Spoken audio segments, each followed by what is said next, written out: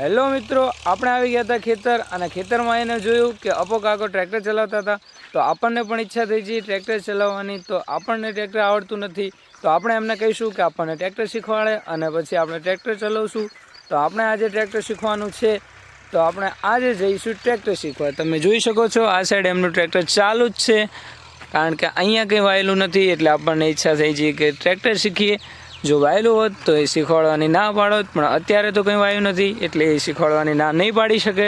તો ચાલો આપણે ટ્રેક્ટર ચલાવીએ અને જોઈએ કે ટ્રેક્ટર આવડે છે કે નહીં.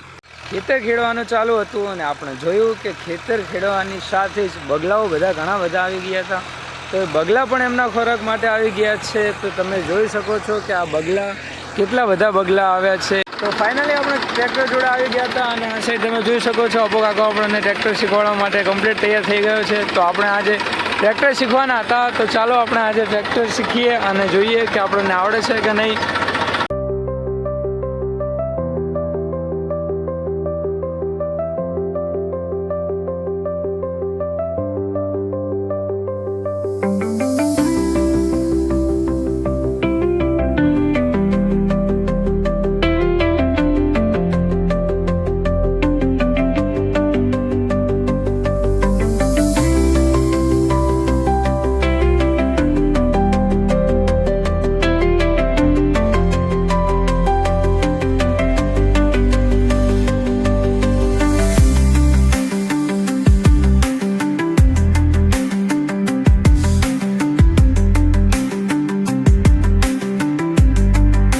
આપણે ટ્રેક્ટર ચલાવતા હતા અને વચ્ચે આવી ગયો વરસાદ. તો આપણે આવી ગયા હતા બોર ઉપર. તો તમે જોઈ શકો છો કે અત્યારે વરસાદ ચાલુ છે અને આપણે ટ્રેક્ટર લઈને આવી ગયા હતા બોર ઉપર. ને આ જો તમે અપો કાકો હોઈ ગયા આવતા ના આવતા.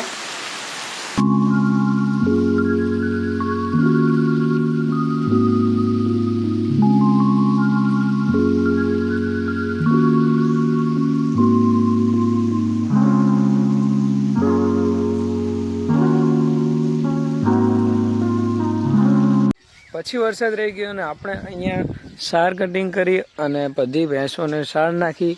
આ સાઈડ અપો કાકો ખોણ કરી અને બેસી ગયા છે ભેંસ દોવા. તો તમે જોઈ શકો છો કે ભેંસ દોવાનું ચાલુ છે.